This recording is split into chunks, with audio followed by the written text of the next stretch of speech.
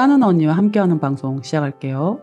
윤숙의 놈의 파면을 앞두고 서로 다른 속내를 감추고 있어 보이는 당연히 파면일 것이다를 직감했던지 각자 도생의 길로 들어선 듯하네요. 간신 중의 간신 한덕수의 꿈 아시죠? 이자 또한 대행놀이를 하다 보니 대통령의 자리를 노린 듯하네요. 최상목 부총리, 지금 다시 권한대행에 복귀한 한 총리가 저지른, 이런 표현을 제가 들어야 될지는 모르겠지만 하시죠. 만행이에요, 만행이. 헌법을 완전히 짓밟은 겁니다. 앞으로 어떻게 해야 됩니까, 그러면? 탄핵시켜야 돼요. 한덕수 대행을요? 저는 탄핵시켜야 된다고 봅니다. 지금 이제 4월 4일 때문에 일단 밀려나 있는데 헌법재판은 민형사 사건하고 다른 거예요. 이게 중요한 게 아닙니다. 한 사람 탄핵시키는 거 중요하죠. 근데 그거보다 더 중요한 게 있어요.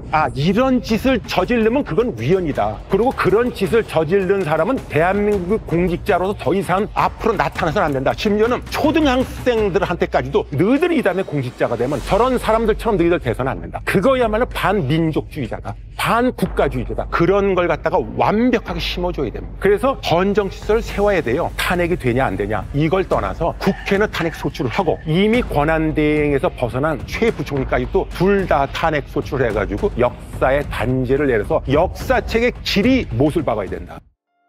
역적이다 라는 얘기죠. 반민족주의자, 반국가주의자다. 이 역적은 윤숙의 놈 파면 시 바로 탄핵을 시켜 내란 공범죄를 털어 빵으로 보내야 될 자라고 봅니다. 한덕수야말로 윤숙의보다 더하면 더했지 덜할 놈은 아니다 이런 얘기죠. 이제 한덕수가 그동안 어떻게 잘 속여왔는지 본 모습들이네요.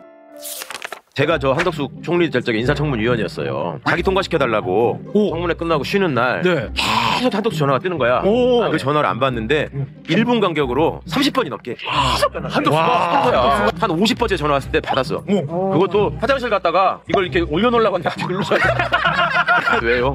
그랬더니 존경하는 의원님, 제가 총리만 시켜주시면 제가 그 국정 경험을 최대한 활용하여 그런 총리가 됐잖아. 내가 전화를 걸어봤어. 절대 안 받아. 이재명 대표가 계속 전화해도 안 받죠. 문제도 안 받고. 제가 그거를 보고서 이 얘기를 내가 해야 되겠다 싶더라고요. 한덕수랑 윤석열이랑 비슷하네. 자기 출세를 위해서라면 막 그냥 기어 들어가. 당연하지. 그리고 딱 잡으면 권력을 잡으면 그냥 죽여가. 저도 제가 직접 들었던 이야기 중에 하나는 윤석열 정권이 생기자마자 총리에 대한 욕망이 얼마나 컸던지 인수위에 있는 아주 핵심 관계자에게 무려 10년 정도 만에 전화를 한번 해서 한번 만나자라고 했다는 겁니다. 그래서 만났는데 출전까지 받았습니다.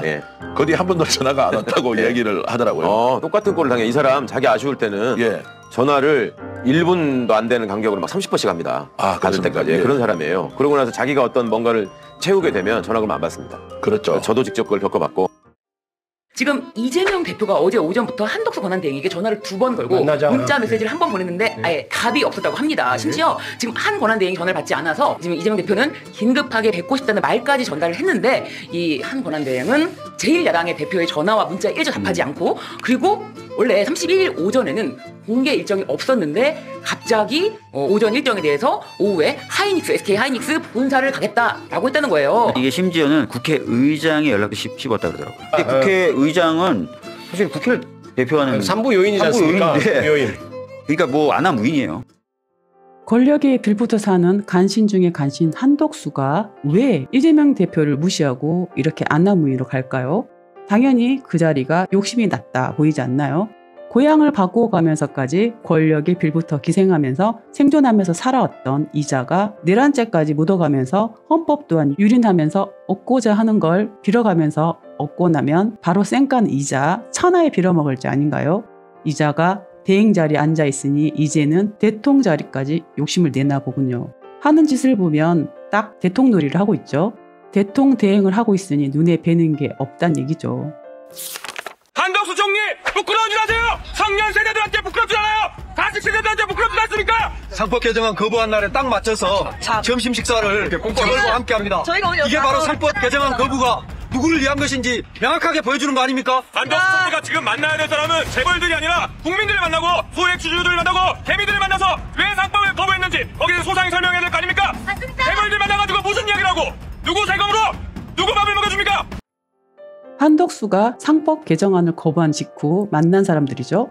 LG그룹, SK그룹, 현대그룹, 삼성그룹, 기재부 최상목, 외교부 조태열, 산업부 임덕근과 1차관, 통상교섭본부장과 통상차관보, 대통령실, 각 그룹 부사장 그 외에 또 있나 보군요. 하는 짓을 보니 대통자리를 노리나 보네요. 국민들이 추운 날씨에 아스팔트 바닥에서 수개 일당들을 끌어내리니 이자가 국민을 배신하는군요. 감히 노릴 자리가 있지 만약에 대통자리를 노린다면 국민들이 가만둬선 안 되겠죠. 상법 개정안 처리 시한을 앞두고 한덕수 권한대행이 오늘 국무회의에서 거부권을 행사했습니다. 정부와 국민의힘이 어깃장을 놓으며 상법 개정안 처리에 시간을 끄는 사이 기업들은 잇따라 유상증자를 단행하고 있습니다. 최근 고려아연, 삼성 SDI 그리고 역대 최대 규모의 하나 에어로스페이스까지 기습 유상증자를 발표하자 일부 투자자들은 상법 개정 전에 기어이 한탕하는구나 라는 비판을 쏟아내고 있습니다. 금융감독원 또한 거부권 행사로 주주보호 논의를 원점으로 돌리는 것은 비생산적이며 불필요한 사회적 갈등과 에너지 낭비를 초래할 것이라고 지적한 바 있습니다. 올해 우리나라 경제성장률 전망은 0%대까지 급락했습니다. 민생과 경제가 심각한 한계 상황으로 치닫고 있습니다. 조금 전에 한덕수 권한대행이 상법 개정안에 거부권을 행사했습니다. 직무에 복귀하자마자 시장경제 질서를 바로잡기는커녕 혼란스럽게 만드는 선택부터 했습니다. 국내 개미 투자자뿐만 아니라 해외 유수기관들도 상법 시행을 강조해왔습니다. 이복현 금융감독원장은 거부권을 행사하면 정부의 주주가치 보호 의지를 의심받고 이는 주식 외환시장에 영향을 미칠 수 있다면서 반대 의견을 피력했습니다. 최상목 경제부총리가 미국 국채에 2억 원가량을 투자한 사실이 드러났습니다. 우리 경제를 책임지고 있는 경제부총리가 환율 급등, 외환 위기에 베팅을 하고 있었던 것입니다. 결국 나라 경제를 팔아서 자기 재산을 불리려 했던 것 아닙니까? 즉각 퇴진할 것을 요구합니다. 맞다 보이죠? 대통놀이 중이군요. 이 한덕수의 욕심보가 배 밖으로 나왔네요. 최상목과 한덕수는 나중에 아마 결국에는 이 체포되어서 수사를 받아야 할 것으로 저는 봅니다. 나중에 수사를 받아야 됩니다. 이런 식으로 국회 결정을 능멸하는 식의 결정을 해서는 안 됩니다. 이 최상목은 공직자가 이런 식의 헌법을 어기는 판결을 해서는 곤란하거든요. 한덕수도 마찬가지입니다. 한덕수를 물론 헌법재판소가 복직을 시켰습니다만은 옳은 판단이어서 복직이 된 게 아닙니다. 그런데 한덕수는 자기의 직위를 이용해서 헌재의 구성을 방해한 중대한 죄를 저질렀거든요. 그리고 또 그 헌재의 구성을 방해한 죄가 윤석열을 복지시키기 위한 광범위한 계획의 일환이었다면 그것은 내란에 협조하는 그런 죄도 동시에 저지르게 되거든요. 바로 이런 점에서 여러 가지 문제가 지적이 될 수 있습니다. 그래서 한덕수나 이 최상목 같은 경우에는 그야말로 내란죄에 동조하는 중대한 죄를 저지르고 헌재 구성권을 방해했기 때문에 그 책임을 나중에 반드시 져야 됩니다. 이제 곧 조기 대선이 시작될 터인데 조기 대선을 막고 남은 2년을 대통놀이를 하려나 보네요. 천하의 역적들이다 보이죠. 이 역적 두 놈을 꼭 탄핵을 시켜야 나라가 안정화가 될 거라고 봅니다. 내란범을 처벌하니 역적놈들이 날뛰는군요. 이번 기회에 모조리 쓸어버려야겠죠. 윤숙의 놈 파면의 날 헌재에 출몰할 수 있다라는 얘기가 나오네요. 윤석열 대통령이 선거 심판정에 나오게 될까요? 개인적으로는 나오시지 않는 것이 좋지 않겠는가라는 생각을 가지고 있습니다. 왜냐하면 선거하는 당시에 대통령의 경우에 따라 너무 좋든 싫든 흥분하는 모습 조심해야 되지 않을까. 네. 그럼에도 불구하고 하지만 대통령이 나오시지 않을까라는 생각이 좀 들긴 하는데 다 비슷한 생각을 합니다. 윤숙의 자신이 나가서 앉아있으면 재판관들이 겁을 먹고 기각을 시켜줄 거야 라는 망상이 있다면 나갈 것이다 보이죠. 기대를 해봅니다.